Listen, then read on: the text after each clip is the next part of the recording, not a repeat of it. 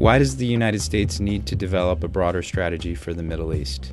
At this point in time, in a period of major transition in the region, it's not enough for the United States to simply respond to events day to day.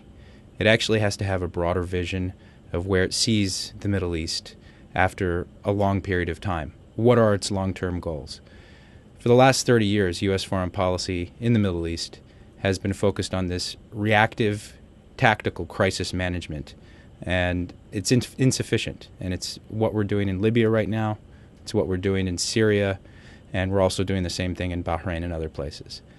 What the United States needs to do is actually figure out, at the end of a long period, say by 2020, what it is they'd like to see from this broader region of the world, and be very specific about it, and commit our resources to help the people of the region achieve that.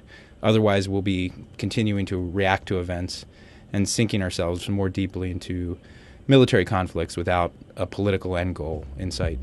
What should that strategy include? Well, first, it's got to include some hardcore security measures, which we have, and we have security relationships with key governments and countries in the region. That's got to be the basis for this, and Secretary of Defense Robert Gates has talked about building security partnerships around the world. But it shouldn't just be that. It actually needs to be serious about political and economic reform. And I'd highlight an integrated political and economic reform in most of the countries of the region. Now, there's no one-size-fits-all policy that we can apply to the Middle East, because you've got some very poor countries like Yemen. You've got some very rich countries like Bahrain. All of the countries in the Middle East need reform, both on the political and economic front. And we can't simply just rely on our Pentagon and our military to help craft this strategy.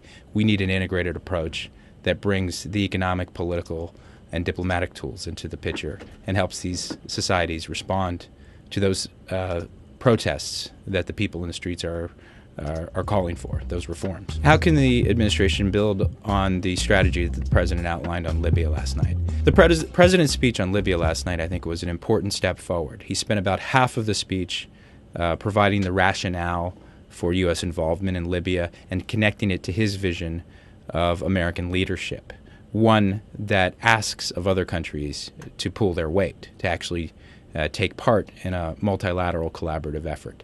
About a third of the speech was describing what's been done to date, and only about 15% of the speech was what's going to happen next. I think first and foremost, the Obama administration needs to bring greater clarity to what its end state is in Libya and how it's going to achieve it. And then more broadly, given that he's outlined a philosophy of multilateral action in places like the Middle East, how this will be applied to some of the toughest test cases, like Yemen, like Bahrain. And I think the president needs to take a step beyond sort of the day-to-day and, again, articulate a long-term strategy that has long-term goals for the region.